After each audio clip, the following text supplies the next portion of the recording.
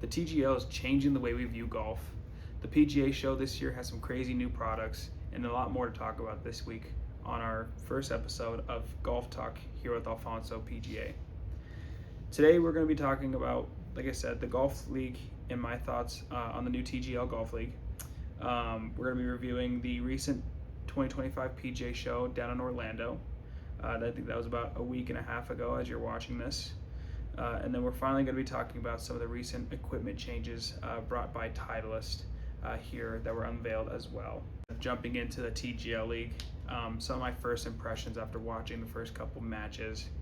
I really enjoy the shot clock implementation. 40 seconds I think is plenty of time, makes it a lot more fast paced. I think it's very cool that we're able to see the players kind of engage in that, having a 4-man roster but only having 3 players at a time, being able to talk through shots. They get to have to really think on their feet, play really quickly. The whole SoFi Stadium is very unique in itself, having their 3 different hitting bays where you have the real sand, the actual turf, the grass, and the roof, the rough on the side, their whole moving putting green with sand bunkers and turf that's like Bermuda grass with the grain in it is very, very cool to me. The hammer rule I think is very fun. Being able to drop the hammer rule I think is very unique. Being able to basically give your opponent either the option to forfeit is something very new, or be able to kind of come back and double the points up, kind of up the ante a little bit, is very fun. Makes it a little more pressurized, in the sense. I think last night as you're watching this, I think it was the match between Rory and Tiger, and they had that. I think Rory drops the hammer on Tiger and Tiger makes the putt, and it makes it way more fun. I think that would be a lot more fun to watch in person, but even watching on TV is very fun. I think it's kind of bringing more people into watching the game of golf just because it's a little more fast-paced. Having the shot clock makes people have to really not turn away too long and wait for people to hit shots every so often. It's very fast, very quick. The 4-man I think is really cool. Like I said, having a 4-man team but only 3 players playing. I think it's 18 holes from what I've seen so far. The front 9 being alternate shot between the 3 players, and then the back 9 being the 2-hole matches between each of the number players, being the example of the 1s play each other and the 2s play each other. I think that's very fun. Having the alternate shot out of the pros like that is unique in itself. Being able to see them hit each other's shots and how good they are is unreal to see like that. And that putting green is super cool. I mean, I think from what I heard, there's over a couple tens of thousands in that of pistons that can change the undulations, which is bizarre to even think about, to be able to change the green complexes like that, just to base on those really weird courses that they can make, like the spear, how it goes way out, comes back in. I mean, that whole thing is a lot of fun. I think it's super good for golf. At first I was very skeptical about how it was going to actually work, if it was actually going to really help, if it was going to be something kind of weird and cliche, but so far in the last first couple of weeks, after kind of figuring out their kinks, I feel like they're kind of getting it used to. It's turning out to be looking really, really fun. Jumping into the PGA Show this year down in Orlando, there's always a variety of products. I went a couple years back in 2021, and it was super fun. I mean, you're down in the Orlando complex down there, and it is enormous. It takes, I think it's 3 days long, and you need all 3 days to see every square inch of that place if you want to. There are tons of new products, all of your high vendors, such as your Bushnell, your Titleist, everybody that's big in the game. A lot of clothing brands that are down there. So it's very fun to go down and see all the different brands that come out, what they're showing up with. A lot of courses will go down and book out their season to get the good discounts. So it's a lot of fun to go down to the PGA Show. I was not able to go this year, but after doing some research, kind of seeing what kind of fun products are always down there, it's always my favorite thing to do. But let's jump into some of these equipments. Bushnell's come out with a $300 $300 price point for their rangefinder that I saw, and I believe it has slope and it's rechargeable, which I thought that was really cool, instead of having to worry about batteries. And then they've also come out with a rangefinder that has GPS in it with adjustable slope ratings. Don't know how that works. Thought that was pretty insane. And then I also looked into how the X3, their new Pro X3, if you link your Pro X3 to your Bushnell account and then connect it to a Bushnell launch monitor, if you have your numbers all set up correctly, the Bushnell's launch monitor and the Pro X3 can actually give you club recommendations, which I think is actually really cool. It even takes it into account based on your sloping, altitude, all kinds of stuff. So if you have a Pro X3 and a Bushnell launch monitor, may as well take advantage of that. Next, we're going to jump into some of the strangest products I saw while kind of doing some research out there for the PGA Show. There's, like I said, there's always some sort of crazy products out there. One of them I saw was the Cup Golf. It's a training aid, essentially. I'm going to be posting a couple photos of those kind of up and around as we go around. So Cup Golf, it is this essentially a training aid. It connects to the chest and it goes down to the butt of your club. And what it is for, it keeps the connection between, or excuse me, the distance between your chest and the butt of the club consistent. So when you rotate around and through, that distance between the body and the club is very consistent, and that can help with better contact down towards the ball. Very unique, really cool.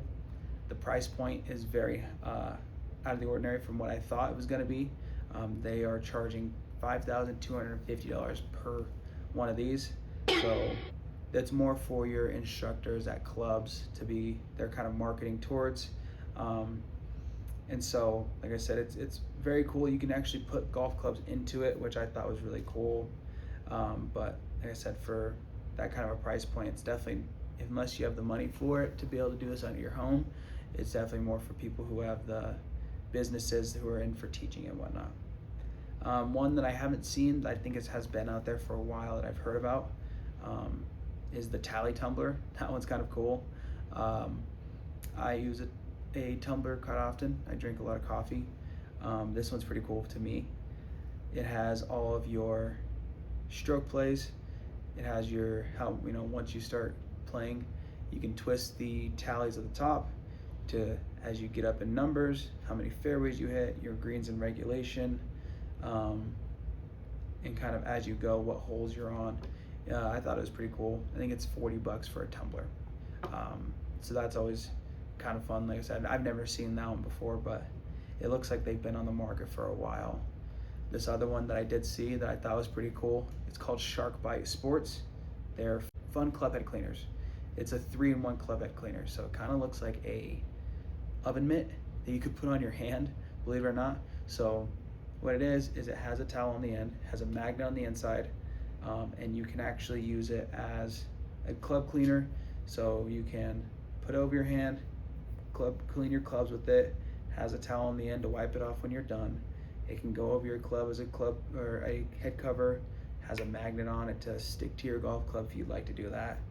I thought that was really unique. They have a bunch of fun little different designs too. I'm gonna post those up here in the video as well.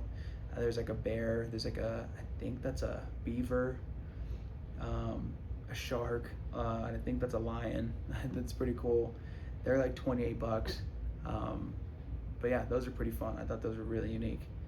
Definitely something that if I was at the show, I probably would have thought about getting for the club at some point.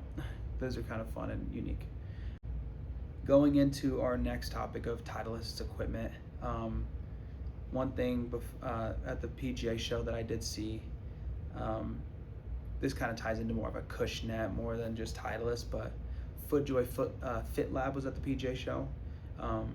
In the Fit Lab, what that is they take a pressure pad and you stand on it with your shoes off, and it's kind of like when you go to the store and you go to those Dr. Scholl's pressure point pads to see what kind of insoles fit you best.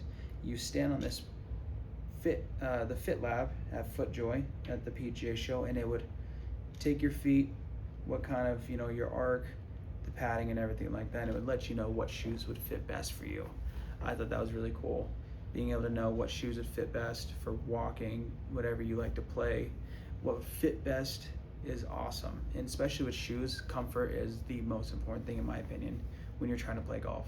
If you're not comfortable, especially in your shoes, it makes golf that much harder to even focus on trying to make a good swing. So that was really cool.